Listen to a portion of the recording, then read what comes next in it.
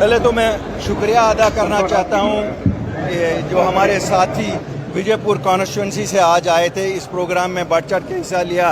रामनगर से आए थे और सांबा के डिफरेंट जगहों से आए थे।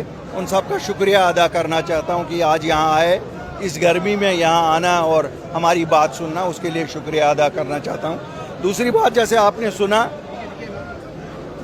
सरकार ढूंढने निकले हैं हम भी। सरकार है कहाँ? सरकार का वजूद कहीं दिखता नहीं है, सरकार की एक्शन कहीं दिखती नहीं है। बदकिस्मती से यहाँ 29 मेंबर भाजपा के हैं और सरकार नेशनल कॉन्फ्रेंस की है।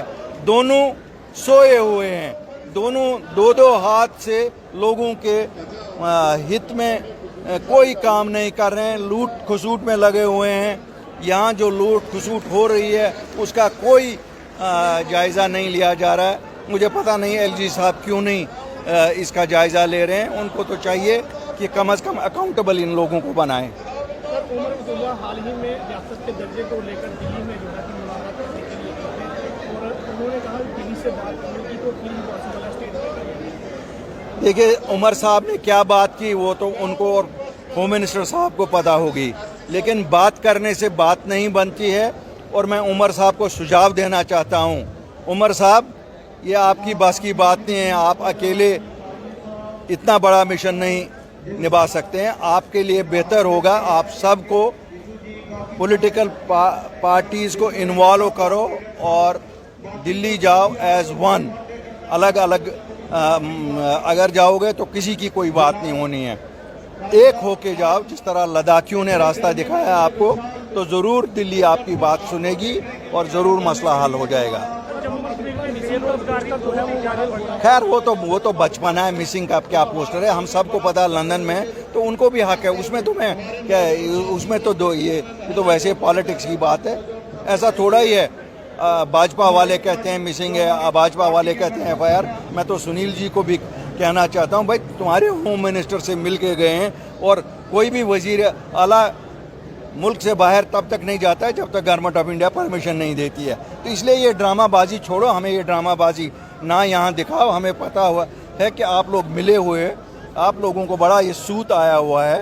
वो नेशनल कॉन्फ्रेंस की सरकार, उनको बड़ी सूत आई हुई है और उनको भाजपा बड़ी सूत आई हुई है। ये ड्रामा आम लोगों के लिए, आपके लिए, मेरे लिए है। बाकी मिले हुए लोग हैं ये सब। सर, महबूबा ने ट्रेड के रास्ते खोलने और इसी के साथ उन्होंने कहा है कि डायलिक्स की बात की गई है, किस तरह से? महबूबा जी बहुत कुछ बोलती हैं। काश उन्होंने, जब वो सरकार में थी, उन्होंने भी ये सोचा होता कि जो चीज़ें मुल्क के हित में नहीं हो रही थी उन पे अगर उसने स्टेप लिए होते तो शायद 370 भी अभी होता, 35A भी होता और रियासत भी होती। लेकिन तब तो उन्होंने सोचा नहीं। लेकिन जहाँ पर वो कोई थोड़ा सा भी मसला हो जाए वहाँ वो आग लगाने के लिए पहुँच जाती है। बात तो सच वही है। मैं आज आपको बताऊं, परसों यहाँ डिमोलिशन हुई, बिल्कुल सच है, एक ही समुदाय के लोगों के साथ हुई। लेकिन आग लगाने से क्या होगा? हल निकालो ना, हल निकालो ना। महबूबा जी, आप कहती हैं तो आपने तो फॉरेस्ट एक्ट, आप तो भाजपा के साथ थी, आपने क्यों नहीं इंडियन फॉरेस्ट एक्ट यहाँ लागू किया था? उस वक्त तो भाजपा वहाँ थी, आप यहाँ थी। इसलिए ये कहने के लिए तो वो एक बंदर दूसरे बंदर को कहता है ना, वो बंदरों का खेल है। सर, पंचायती चुनाव को लेकर होने चाहे, बिल्कुल होने चाहे, लेकिन ये नहीं होने देंगे। इन सब जो दोनों जमातें, ना भाजपा चाहती है, ना नेशनल कॉन्फ्रेंस चाहती है और न जो जिनके MLA अंदर हैं, कोई नहीं चाहता है। क्यों? MLA की अब मंशा है कि वो लूट खसूट खुद करें। 17,000 पंच और सरपंच जो बनते हैं उनको ग्रास रूट पे करने नहीं देंगे काम, इसलिए वो चाहते नहीं हैं। देखिए, ये तो बिल इतना ज़रूरी है जितना, अगर आपका नाम नहीं है तो आप क्या, आपकी आइडेंटिटी क्या है? आज हमारी आइडेंटिटी कोई नहीं है, आज हमारी किसी भी सूरत में कोई आइडेंटिटी नहीं है। इतना इम्पॉर्टेंट है ये कि मैं तो कहता हूँ आज शाम तक ही बहाल होनी चाहिए थी, लेकिन बदकिस्मती से इन लोगों के लिए वो इम्पॉर्टेंट